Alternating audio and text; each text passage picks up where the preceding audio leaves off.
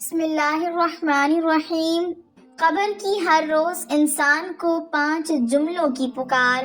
اس بارے میں حضرت محمد صلی اللہ علیہ وسلم کا فرمان جاننے کے لیے ہماری اس ویڈیو کو آخر تک ضرور دیکھیے گا۔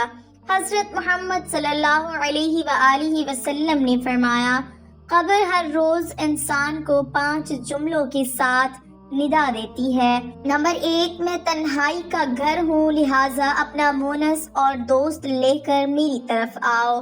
نمبر 2، میں تاریکی کا گھر ہوں، لہٰذا میری طرف چراغ لے کر آؤ۔ نمبر 3، میں مٹی کا گھر ہوں، لہٰذا اپنے ساتھ بچھونا لے کر میری طرف آؤ۔ نمبر 4، میں فکر و ناداری کا گھر ہوں، لہٰذا اپنے ساتھ سرمایہ اور گنج لے کر میری طرف آؤ۔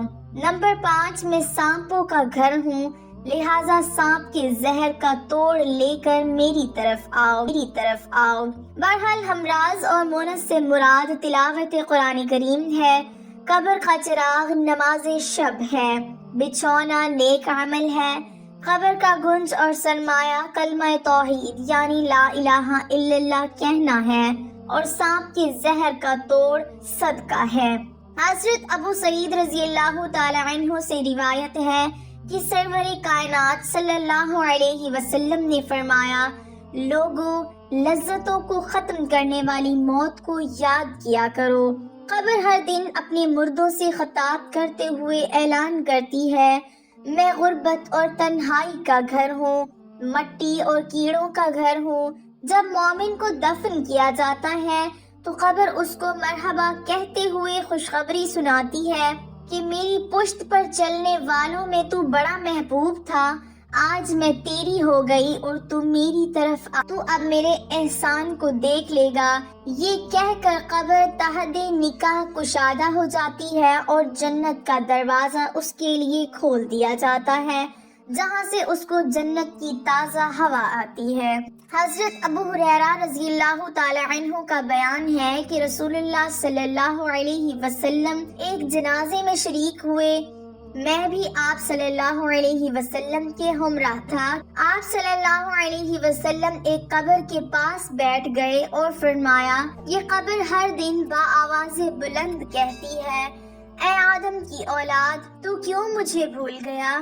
کیا تجھے یہ معلوم نہیں کہ میں تنہائی کا گھر، غربت کا گھر، وحشت کا گھر، کیڑے مکوڑوں کا گھر ہوں؟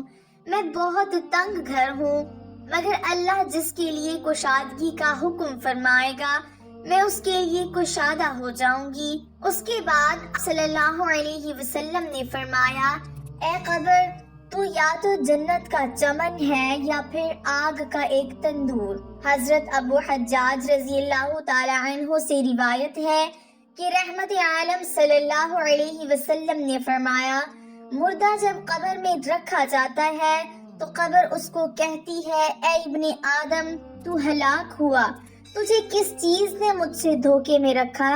کیا تجھے معلوم نہ تھا کہ میں فتنہ، تاریکی اور کیڑے مکوڑوں کا گھر ہوں؟ تجھے کس چیز نے مجھ سے بہکا کر نڈر کر دیا اور تو میری پشت پر خوب اکڑ کر چلتا تھا؟ اگر وہ مردہ نیک ہوتا ہے تو اس کی طرف سے قبر کو جواب دینے والے جواب دیتے ہیں، اے قبر، تو دیکھ تو صحیح اس کے اعمال کیسے ہیں، یہ اچھائی اختیار کرتا تھا اور برائی سے باز رہتا تھا۔ یہ سن کر قبر کہتی ہے، بے شک یہ نیک تھا، اب میں اس کے لیے سرسبز ہو جاتی ہوں۔ مردے کا جسم اس وقت منور ہو جاتا ہے اور اس کی روح اللہ تعالیٰ کی طرف بھیج دی جاتی ہے۔ حضرت عبداللہ بن عبید رضی اللہ تعالی عنہ سے روایت ہے کہ رسول اللہ صلی اللہ علیہ وسلم نے فرمایا، مردہ قبر میں بیٹھتا ہے اور ان لوگوں کے پیروں کی آواز بھی سنتا ہے جو اس کے جنازے کے ساتھ قبر تک گئے ہوں۔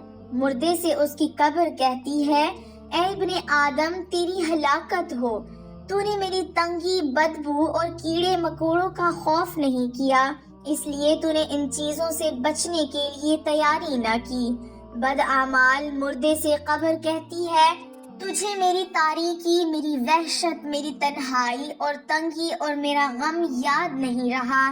اس کے بعد قبر اس کو جکڑ دیتی ہے، جس کے بعد اس کی پسلیوں کی ہڈیاں ایک دوسرے میں پیوست ہو جاتی ہیں، جبکہ نیک بندے کے لیے قبر کشادہ کر دی جاتی ہے اور اس کے دائیں طرف ایک کھڑکی کھول دی جاتی ہے جہاں سے اس کو جنت کی ہوا آتی ہے۔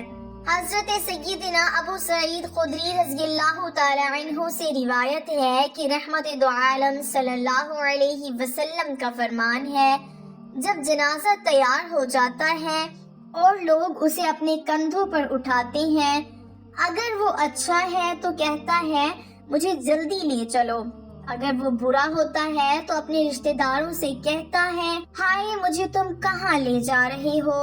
انسان کے علاوہ ہر ایک چیز اس کی آواز سنتی ہے، اگر انسان اسے سن لے تو بے ہوش ہو جائے۔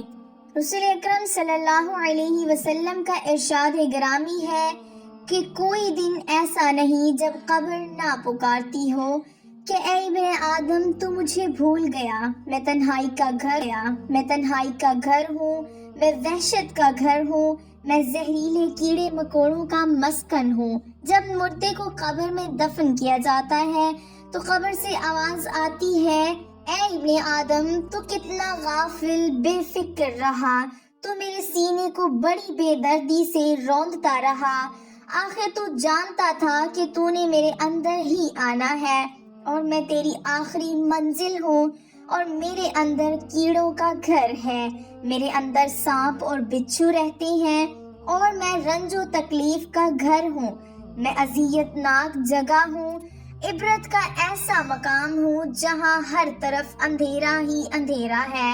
افسوس کہ تو بھول چکا ہے اور یہ بھی نہ سوچا کہ میں مرنے والے کا کفن پھاڑ دیتی ہوں، بدن کے ٹکڑے ٹکڑے کر دیتی ہوں، گوشت کا ریشہ ریشہ کھا جاتی ہوں اور جسم کا جوڑ جوڑ الگ کر دیتی ہوں۔